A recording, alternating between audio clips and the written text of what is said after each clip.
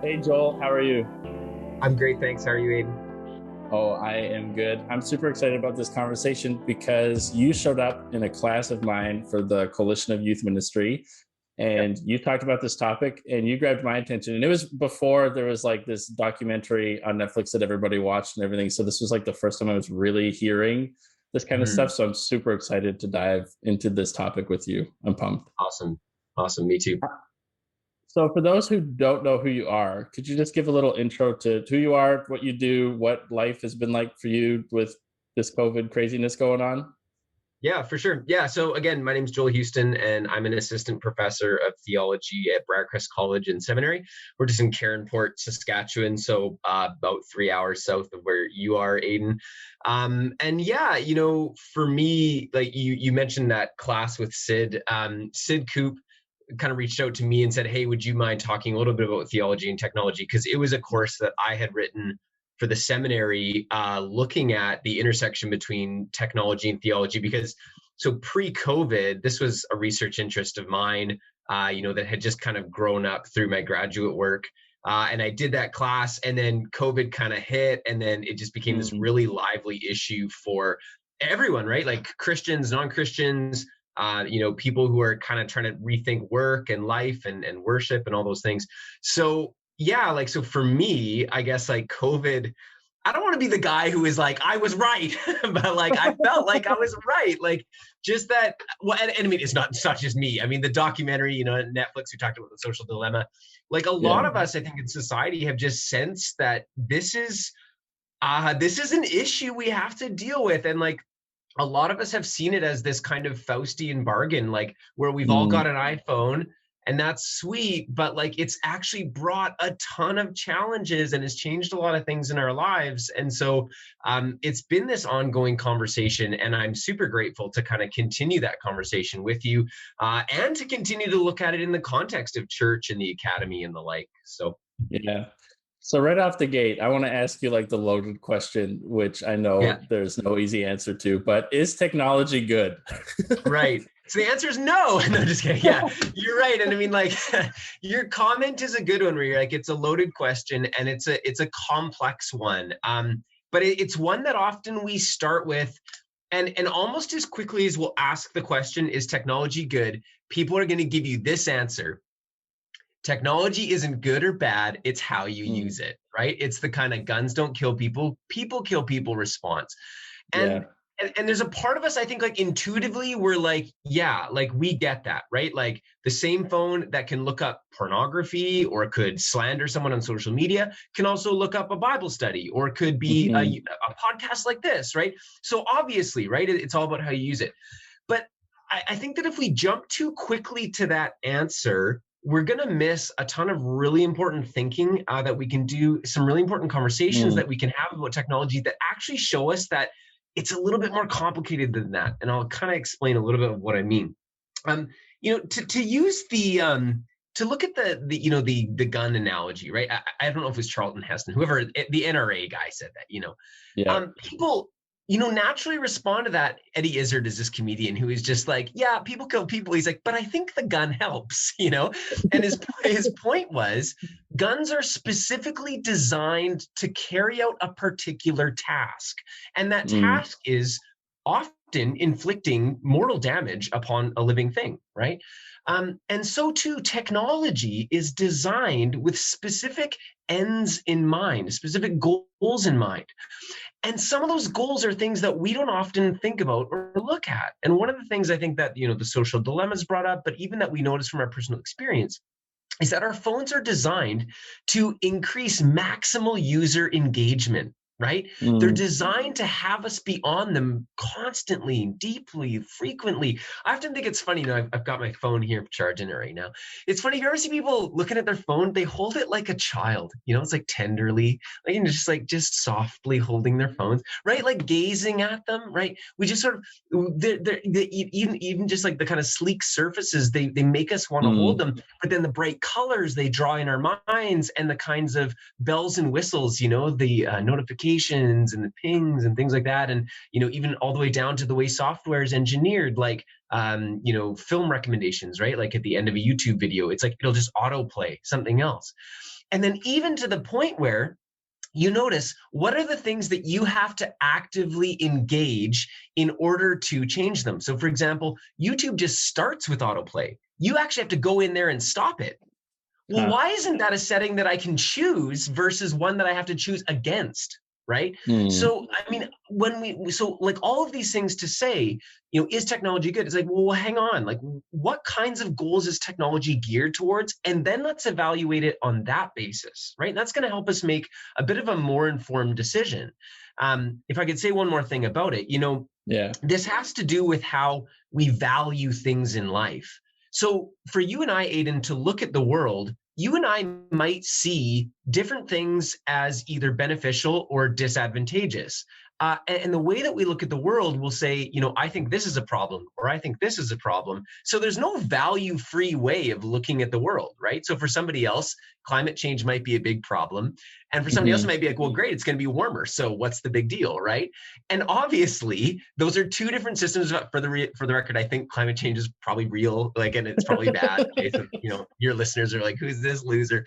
But like, right? The point is, we see different things, and it has to do with how we value the world. And because humans are valuing creatures, everything we do is kind of going to be a little bit more complex than just saying, "Was that good or bad?" It's like, what were the values Mm. involved? Mm. Yeah. No, and that's good. And the hard thing is, like, so I just started this podcast recently when we're recording this, and so there was no real way for me to get the word out that was Hmm. as effective as Facebook. And even the funny thing is, I started advertising it just to see, because Facebook's like, "Hey, we got $10 credit." So I'm like, "Okay, I'll see." And like, the truth is, before I started using the free advertising on Facebook for the podcast, I was super Yeah. against the targeted marketing. But then, Yeah. as someone who's using it, it's like, this works. Like, I got a lot more people clicking. So I have mixed Totally. feelings of how I feel about it. Where Yes. it's like, yeah, I don't like target marketing, but as an advertiser, Yeah. I very much like target marketing. So I want to ask you, Yeah. so I obviously I'm polarized. Other people are polarized. But what are some of the Sure. like big concerns that you have towards social media and technology Yeah. in general? Like, what are some of the big things that are actually kind of concerning to you? Yeah, that's really good. How much time do you have? Like, but so I mean, I'll set this. I think I might have said this in the class where we had talked a little bit, but like, I am straight up, I'm a technological pessimist. Like, Mm. I'm not excited about where this is all going. And I think it's going to get a lot worse before it gets better. So Mm. just with that grain of salt in mind, I just want to be careful. Like, we don't want to silver lining this too quickly. Like, we really need to just take stock of this. And I start here because we have almost incontrovertible data that suggests that our technology usage is driving things like anxiety and depression and Mm. violence and things like the sex trade, like, right, these kinds of global issues that are really serious things. And if we just jump to, yeah, but I can text my grandma anytime I want, we're gonna miss some of this really important stuff. So let's talk about some concerns. So one is, and here's kind of maybe a big theological word, but I'll explain it. I think technology is de-incarnating us. And by Huh. that, I simply mean, I think it's removing us out of shared physical spaces with each other and out of the good physical world that God's created. Okay. Mm. So often I think because technology presents low barrier accessibility. So for example, if I want to chat with you, Aiden, I can just hop on my phone, I can just shoot you text and I'm done. That's a Yeah. lot easier than driving to Saskatoon, booking time with you, getting together, making a coffee and chatting face to face. But the latter option, the one where I come to Saskatoon, we have coffee together face to face, is going to heal and nurture our souls in a way that texting just can't Yeah. do. But we revert to texting because it's easier. So Mm. we think to ourselves, well, I want to learn about another culture. Well, I'm going to kind of Google it, or maybe I'm going to, whatever, get on Wikipedia, whatever. Versus, back in the day, like actually meeting somebody from, Japan, or somebody who's indigenous, or whatever, somebody from Europe, or traveling to Europe, or something like that. So again, it's sort of right. It's pulling us back from the world because it's easier. And we like that. Mm. It's more convenient. And then it's fooling us. And what it's doing, it's creating what we call a simulacrum, like a kind of a facsimile of reality where we're like, oh no, Aiden and I, we're good friends. Like, we text all the time. It's like, but that's not what a friendship is. That's never been what a Yeah. friendship is. friendships imply burden and effort, right? And congeniality and sharing and mutuality. But it's like we think that we're getting that with tech. So it de-incarnates us and it tricks us into thinking that we're getting the same thing. And as a result, this is a bold thing. I think that actually makes us less human, because Mm, when we're fully in communion with one another and in God's world, that pulls us up, that draws us into the world that God's made, and that makes us, it shapes us in the ways that God designed. But technology, because it's an instrument of humanity that's applied to those ends, right? It doesn't do the same thing. Okay. So I think like that's kind of one of my really, really big concerns.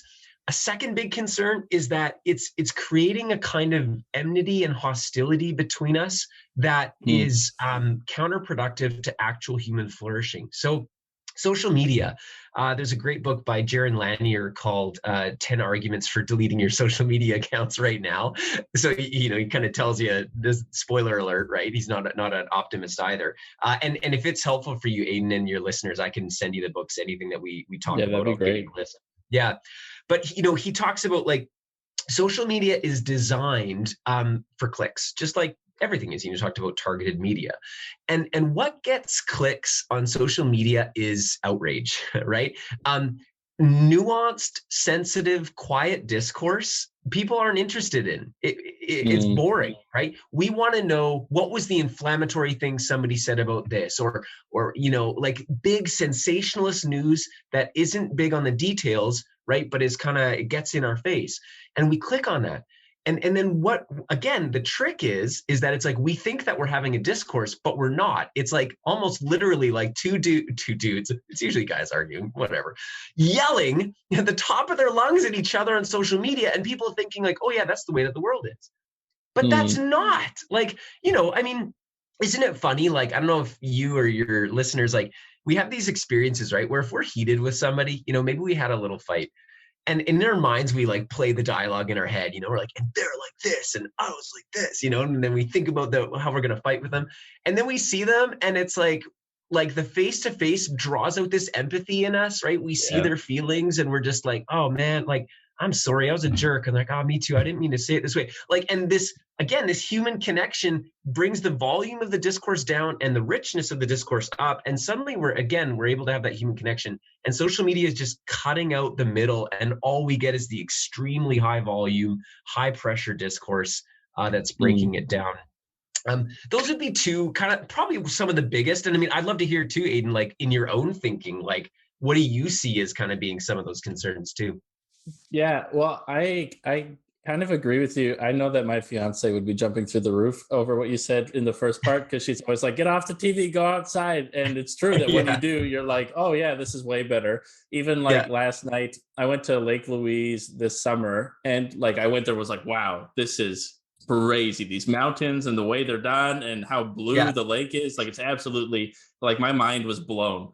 yeah, And I was like, this is the craziest thing I've ever seen in my life. And then I watched it on TV, and I was just like, it just looks nothing like it. It's just so yeah, lacking. Like when I was there, yeah, I was just like in awe of how amazing it was and how beautiful God's creation was. And on TV, it's like, yeah, it looks good, but like there's something different about actually physically being there. yes, And then in the same way yes, too, the polarization. I saw this recently this summer as well, where there was a video game called The Last of Us that came out, and I was a big fan. So I played it, and there's two major events that happened in the game that left a lot of people on the internet very angry. And so I, for a long time, thought I was the only one who thought this thing was a masterpiece, because online people were going crazy, and they were emailing the actresses and actors that played it and just like saying crazy, sending death threats. And it's like, what is going on?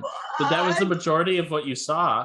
And then when I talked to my friends, they all agreed with me that it was like a masterpiece of storytelling. And then it won more game awards than any game in the history of the world.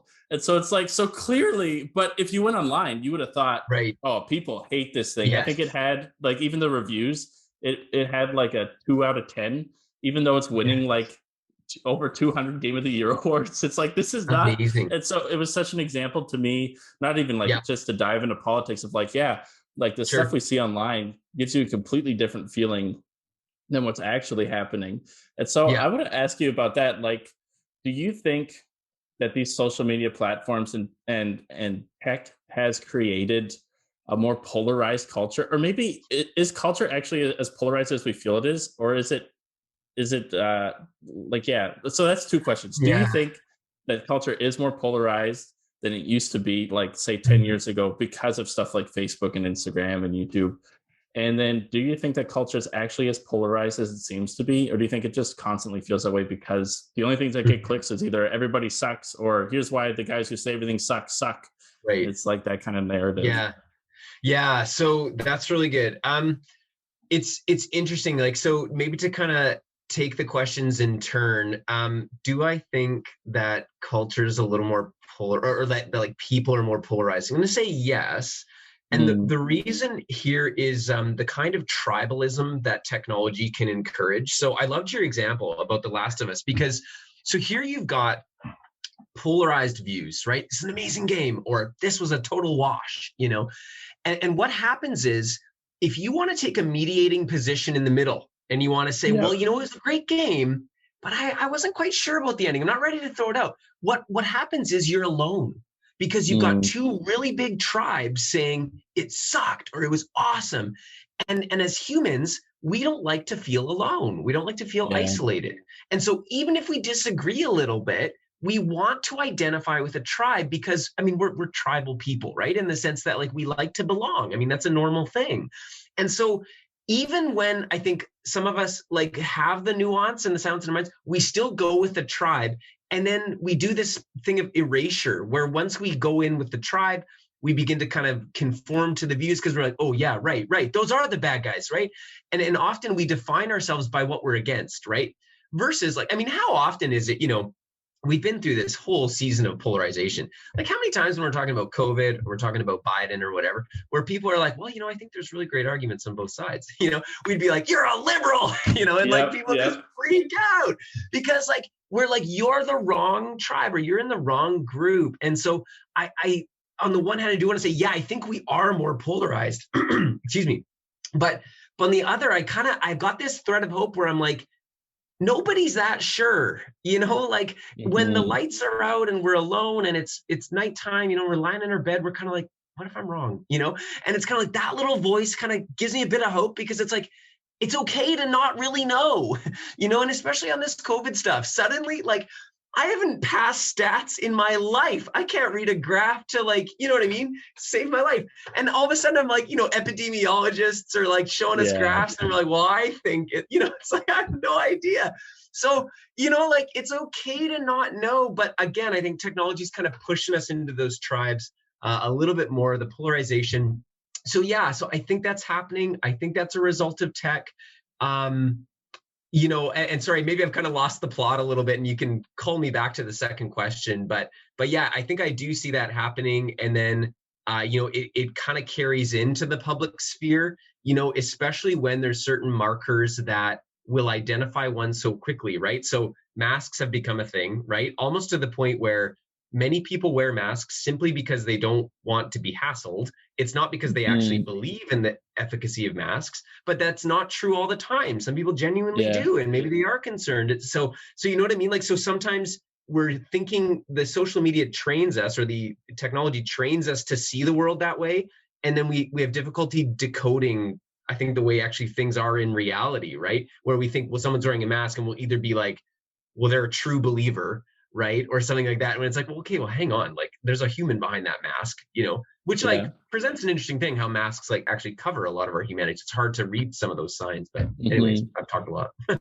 No, that's really good. I think the point of sitting in the middle, it feels so impossible, because even, yeah, with that game, there were reviews who were like, no Mm, one's gonna like my review because I'm gonna give it like a 7, which is still good, but they're like, but I don't think it's a 10. And both sides are right, just like, wow, this guy's an absolute idiot.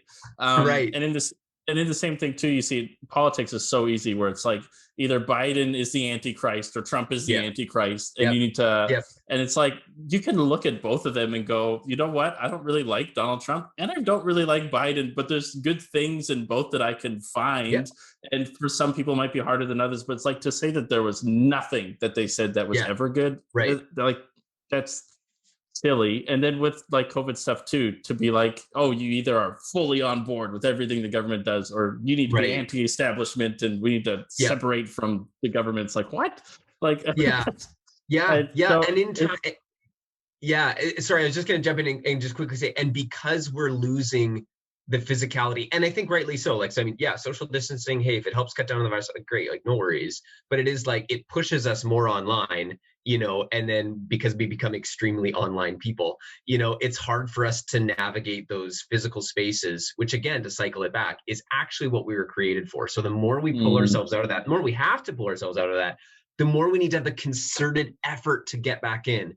And as anyone who's ever started out a workout regime in their entire life knows, it is way harder to get up and go to the gym, to do the work, to eat healthy, to go to bed on time, to stop drinking, stop smoking, whatever, than it is to just, right, whatever, sit back, binge on Netflix, don't worry about my health, So we actually have to make the effort if we want to see the improvement.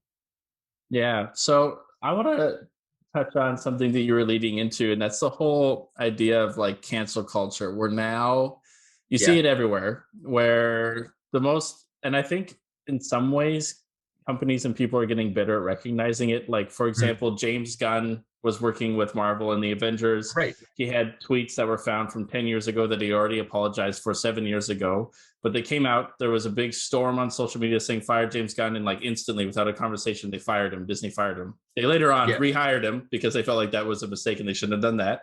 And then Okay. recently with Disney, there's another example where they had an employee who works for the Mandalorian, and I don't remember her name or her character's name, but she's on that TV show, Yeah. and she's been posting a bunch of controversial things on social media. And Disney this time sat down with her 3 times, being like, "Hey, we're concerned. Can you stop? Can you stop?" And the last time she was like, "Okay, I promise I'll stop." And then she posted one more time, another controversial thing, and then they fired Mm. her. So it's like, okay, that gives me a little bit of hope, where it's like we didn't just cancel her right away, as opposed to what we did to James Gunn like 3 years ago, I think. But like, Right. there's still, to me, I look at it and it's, even I as like a pastor am a little scared sometimes, where it's like I feel like if, like, I, even my Facebook, like I've had Facebook pretty much my entire life, and I'm like, if someone were to go through it, I'm sure there's something ridiculous that I've said when I was 10 Sure. or 11. Hmm. And so there's like this fear of like someone finding something that I said that's completely like, yeah, I don't agree with it anymore. But then you're like, nope, he's done. Get him out of here. Hmm. So what are your thoughts on cancel culture and how social media has like made this an actual thing that people can just do and go around and cause enough of a storm that people are just gone Right. instantly? Right. Yeah. Yeah. I think that's a great question. One of the interesting things around that, I think, is actually even the name, like cancel culture. Like, so Mm, culture by definition is something that is like, well, I mean, we have the same root word for cultivate, right? Like to build and to nurture and to foster and to develop. It's where we, even when you think of like the cultic act, right? The kind of like, you think of like Israel's cultic act in the Hebrew Bible, right? Is the worship at the temple and things like that. Like, so it's necessarily contributive and constructive. And so to suggest like cancel culture, right? It's almost like building a culture around negation, right? Saying like, mm, this is the wrong kind of idea, the wrong kind of outlook, the wrong kind of person in some cases, right? Where people just don't want anything to do with another person. So I know I remember the Gina Carano thing, like from The Mandalorian, and had seen that sort of swiftly applied, and it mhm. strikes me that So I think this gets back to what you and I talked about tribalism, right? So again, this person has espoused the wrong views. This person is not in accordance with the values of such and such a company. But what I think is actually fundamentally underlying a lot of that is our inability to, actually tolerate other views other than our own, right? So again, that vanishing Yeah. middle, right? The kind of things that get polarized. But then the other is actually like an inability to forgive anyone for Mm, anything, and this is what I think is actually, so when you get a culture that moves away from the gospel of Jesus Christ, the gospel of Christ causes us to recognize a couple of things. Like, so number one is that we are sinners in need of forgiveness, right? And that we recognize that we have this brokenness within us that the Bible calls sin, and that Christ, through his sacrifice on the cross, right, pardons us of our sin through faith in him. Now, the interesting thing is when you move away from that, you don't actually get away from that feeling that deep down there's something wrong, right? Like, oh, I'm yeah. kind of busted. So what happens is if I see that in somebody else, that's something wrong, what happens is, I think, and this is probably just needless psychologizing, but it corresponds to that brokenness in me. And I think if I can push that away from me, if I can cancel that person, if I can demolish that view, there's some kind of social atonement going on, right? But the undercurrent in all of this, and I think, like, even as you've said, I've had Facebook for 13 years. I think there's probably something I'd say. It's like, yeah, because you know what? We've all done that. And in fact, like, Yeah. it's forget if it's online, because isn't that funny? It's just like, what about your offline life? Like, we Yeah. say things, we do things, we are things all the time where, like, we know that if God saw it or somebody saw it, they'd be like, that's the wrong idea. And we get scared. And so we start lashing out, right? So again, instead of the empathy, like, so even if somebody said, golly, I said something 10 years ago I just really shouldn't have said, and I'm awfully sorry. Like, if people said, oh man, I've done that too. Like, that's okay. Like, do you hold those views now? Well, no, I don't actually think this. It's like, well, then what's the problem? But we think it's like, it's virtuous to kind of slay the other because of that fear in ourselves. So yeah, I think that's prevalent. And I think in some cases, like, so it's warranted. So for example, if somebody jumps on the internet and they start saying, well, I think that we should persecute this visible minority or majority for these reasons, I think we would want to say, be careful. We actually don't want you to say that. You're inciting violence. Like, right? I think Yeah. that's fair. But then we want to be careful where we don't redefine the word violence to just mean disagreement. Right. So, for example, if I jump on the internet and say, well, I disagree with this chap, it's like, that's not violence. That's just expressing a different viewpoint. And that's OK to have, but we lose the middle because of the amplification, as we've talked about. And so the answer is to burn down the internet. Like, I just think, like, it can't be rehabilitated. It's not in the technology. The algorithms do not, I use the word algorithm like I know what that is. In my mind, I think of alphabet soup when I say algorithm. It's just nonsense to me. So it's like, but it's true, is that it's like, okay, and for the record, I'm not advocating violence against the internet. Okay, this is going to be a classic example where, like, Houston said to burn down the internet, so I'm going to go find a 5G tower. Don't do that. But I'm saying, like, I don't think we can expect goodness and the kind of nuance to come out of the current forms that we have. And that's people's problems with technology, is that it's like, we're looking for a different solution, but using the same devices. And friends and fam, the devices are not built for that. Like, isn't there a reason that Steve Jobs didn't even let his kids use the iPads? That, like, most folks in Silicon Valley, like, severely meter the technology for their children because they know, right, by and large, that these aren't the kinds of devices that inculcate virtue. And I think, like, the fundamental thing is that it's like we've become a people who no longer desire virtue, like and that's why we don't change the tech. Like, so Aiden, you sit down on your phone. We've all done this. It's like, it's 8 p.m., right? The kids are asleep or the chores are done or whatever. You sit on the couch, you jump on, I don't know, Reddit or Twitter or Facebook or whatever you go on to.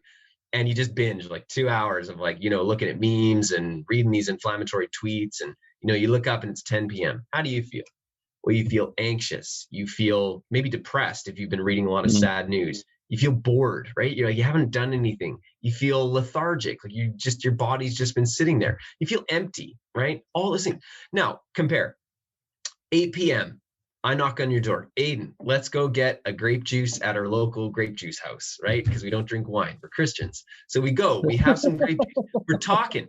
We're having a great time. We're laughing. We're remembering, like, jokes or funny experiences together. Like, we're high-fiving because it's COVID's over. We've reached herd immunity. Like, right? And then 10 p.m. hits. You say, oh, I got to get home to my wife. Right? You get home. You think, how do you feel? You feel energized, right? Oh, I connected with Joel. You feel enlightened, right? Like, we had some good laughs. Like, maybe you shared some good memories, like all those things. So, like, we all know this is how we will feel if I do activity A and activity B. But we always do activity A. Like, we're stuck on our phones, or we're stuck in this, like, it's this pit of, like, doing the same things and expecting a different response. And fundamentally, that is the definition of insanity, right? Like, you're just going back to the same thing, knowing it will make you feel bad. It's not a definition of insanity. That's the definition of addiction, right? Like, you want to stop. You can't stop. And you keep doing it. And if I were to, like, kind of bring in a theological analog here, and I'm working on a book that's talking a bit about this, is that it's like, we know, okay, so the definition of reason in this case would be like, reason would suggest that you do the thing with the friend because you'll feel better.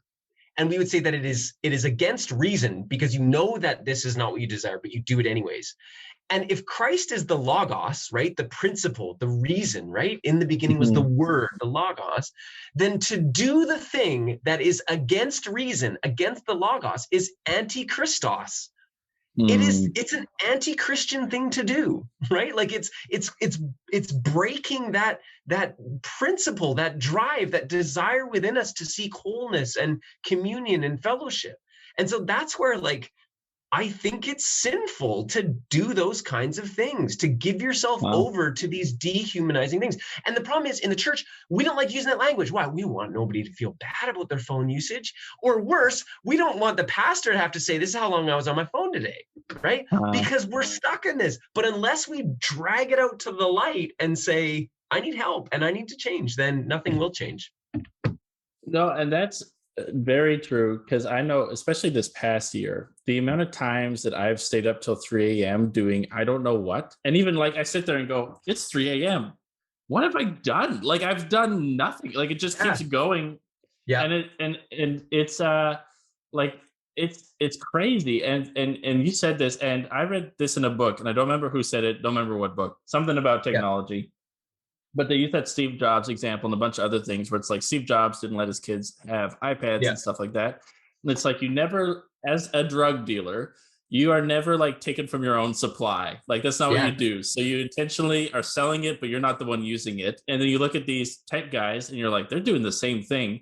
And then you start to realize that maybe we're, and I've heard it before and I've said, I was like, oh no, I can quit anytime, which is like the classic that's you're an addict. If you Yeah. say, "Oh, I can quit every anytime," that's what Yeah. every addict says under the sun. So why, like, so clearly, I think we could both agree that we're addicted to tech. Yeah. What about it has made us? Because it seems like such an innocent. Like when I Yeah. bought my first iPhone, although it was an iPod Touch, so it wasn't an iPhone. I didn't think, Mhm. "Oh yeah, this is gonna be addicting or whatever." So like, Right. what has trained us to be addicted to it? But then also, like, how can we break free from the addiction because it's honestly kind Yeah. of feels, especially right now, like in COVID stuff, it feels impossible. I'm like, what would I do?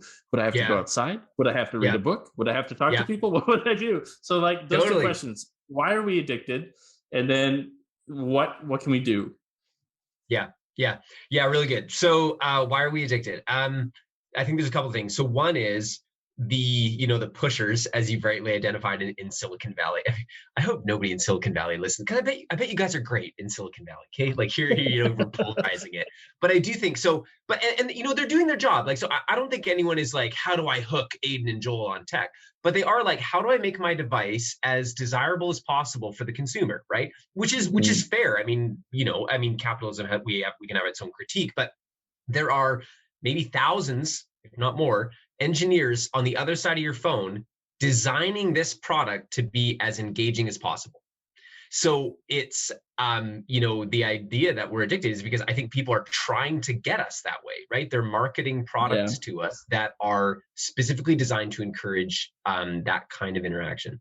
The second reason is, like, I mean, we desire it, right? Like, we do want this. But there's a subtlety here that I think we can miss, which is, we want what it promises, which is fulfillment, which is mm, a sense of meaning and purpose. But we're getting tricked a bit, right? And so let's take alcohol, for example. So many times people will drink alcohol, like, certainly because they like the taste, which is true, but perhaps also to, like, increase sociability, right? Or maybe like a kind of easygoingness, right? You think about people who go to a party and think, well, I'll have a couple glasses of wine because I want to be sociable, right? I want to be so. But look what they desire there. They're desiring to connect with other human beings. They don't know how to do it, and this product's going to help them. Okay, so I think for tech, that's kind of what's happening. We desire connection, we desire fellowship, and so we're doing these things. So I think that's behind a little bit of the addiction piece. And then the problem is that we don't regulate our behavior. So there was a study done on rats. They give rats cocaine, which I think is just like a great study to design. Like if you're a grad student, you're like, I'm gonna give rats cocaine. And it's just like, well, great, approved. So they did this, and the rat would, like hit the button and get the cocaine, and the thing is like, it would do it until it died. It would just take so much until it died, right? But they did another study where they did it with food, where the rat could push the button and eat the food, right? But then what would happen is the rat would get full and it wouldn't push the button anymore. So it had a limiting function. It knew when to stop. And our problem with tech is it's like cocaine, and almost like quite literally, it's triggering endorphins and reactions in our mind that are pleasurable. And so we don't ever get full. So that's why that's like why infinite scroll is from the devil himself, because it's just constant input, constant endorphin, right? And then like drugs, as you've rightly said, is we develop a kind of desensitivity to it, right? We need more in order to get the same response. And so like there are neurochemical things happening in your brain when you engage your technology that are creating in an addictive state. And an addiction occurs on a spectrum, as addiction researchers will tell you, that when we say, well, I can quit anytime I want to, like, so that just means you're a functioning tech addict, right? Like, I mean, yeah. but there's these camps where they're for internet addiction, and I think sometimes we wrongly look at that and we say, well, how could that ever happen to somebody? It's like, yeah, have you checked your screen time stats? Like, how are you doing with that? Because I think a lot of us, we struggle with that.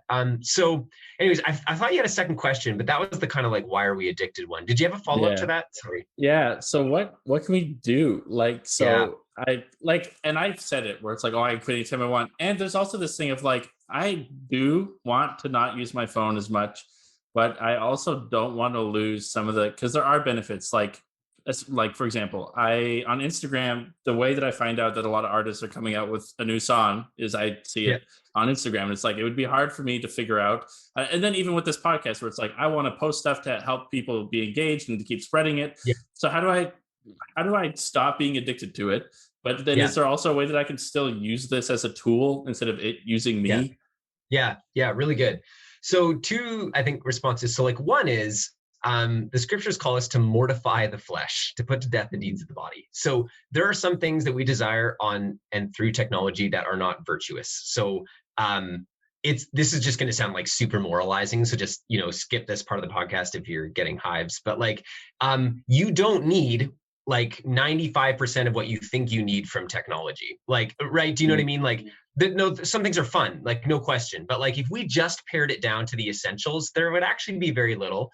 So like, the first thing I think is to actually do a moral inventory and say like, what is like, I mean, the Philippians filter, right? Like what is good, what is pure, what is true, what is lovely, like think on those things. So be tough with yourself, like be honest, right? And that's hard for us, but like cat memes, maybe need one a week, if you're a cat lover too. I don't know. So that's number one. And then number two is that willpower is a finite resource. This isn't my idea. It might be Tony Robbins. I don't know. Somebody told it to me and I've used it because I don't have very much willpower.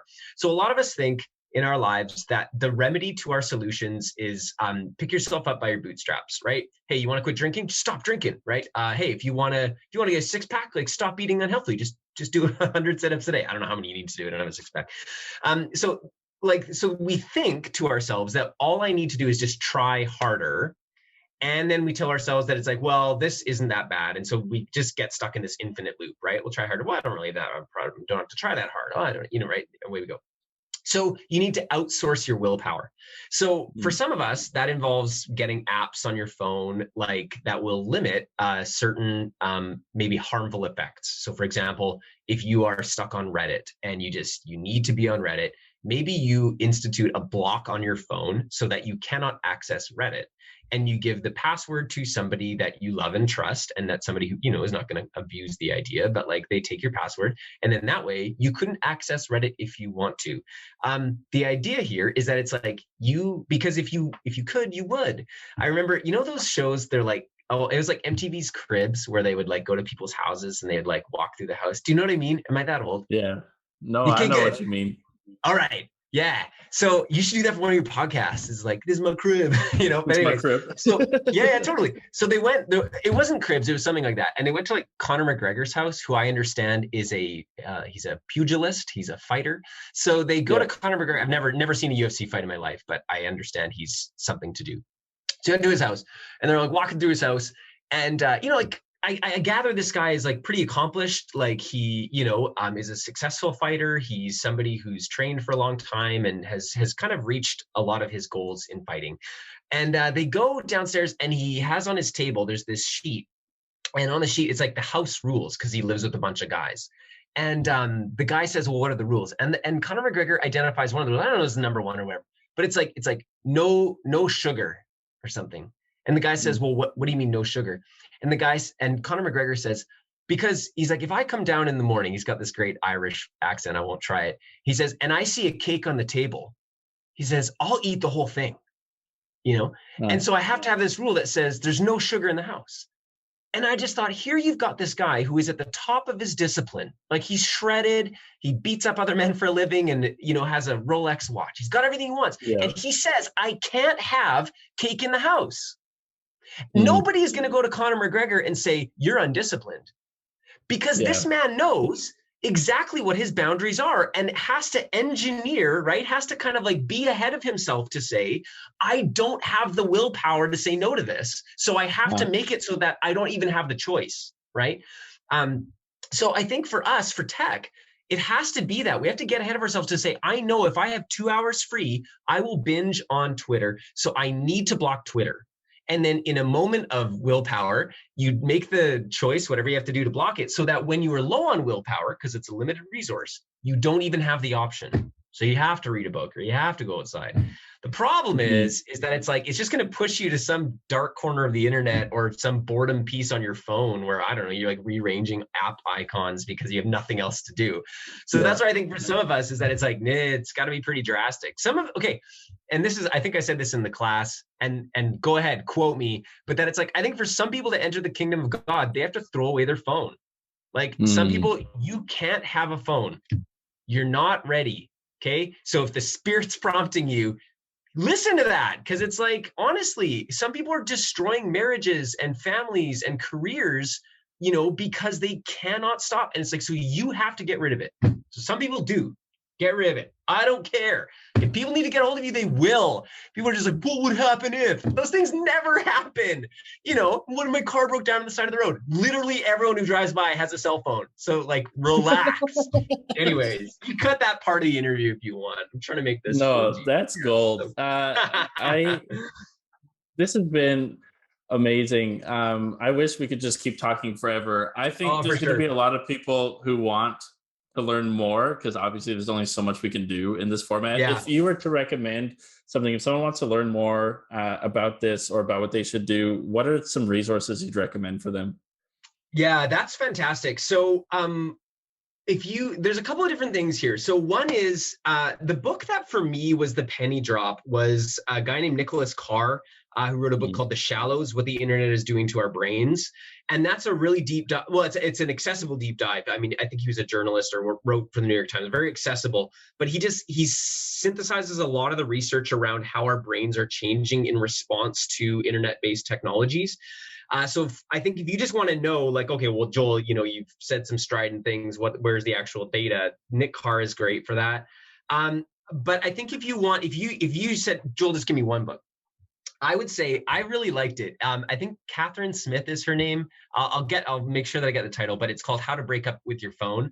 And she does this great, it's just a slender little book. So low barrier entry, very small chapters. That's what I like. And it's like the first part is called The Wake Up. So she goes even shorter summaries of why this is bad, or why we need to adjust it. And then the breakup. So then gives you like a 30-day, here's how to make some concrete changes. And I like starting with that one because it's like, it's easy to read. You're not made to feel bad. You're not a bad human. You're all great humans, right? But you're not a bad human. But boy, if you want to make some changes, here's a great place to start. So I think it's good. I would also, for those that are maybe a little more philosophically minded, like get into the work of Neil Postman. Okay, Amusing Ourselves to Death is huge. Marshall McLuhan, Ivan Illich. Again, I'll maybe try and create a little book list and get that to you if there's a way that you can make that available. But then let me just kind of make a little plug here too, if I could. Gonna rep Briarcrest pretty hard. So I'm going to teach the tech course again. I think in about a year from now, which I know for many of us sounds like a long way off, but it does come up pretty quick. Yeah. And at Briarcrest Seminary, you can take a course without declaring a major or anything like that. I think without even being accepted to a program. So if you Mm. so in a week, we sit down and we just talk through a ton of this stuff, and like we eat together, we have coffee together, we kind of do this embodied thing that I'm talking about. But it's a place to kind of come and be like, things are kind of getting out of control, and I want to kind of get back in the driver's seat with some of that, or I want some theological resources, I want some help. So I really think that community piece is huge. And if you can't do that at Briarcrest Seminary, do it in your church. Like start a reading group, right? Where you're going to read one of these books, like start some accountability stuff, like that you're sharing your screen time, or you've got Covenant Eyes on your phone, whatever it happens to be, do it with other people. Cause I think, to just circle it back to the beginning, that de-incarnation piece is huge. If you're on your own, it's going to be a lot harder to succeed. If you got a friend, it's going to be easier. That's awesome.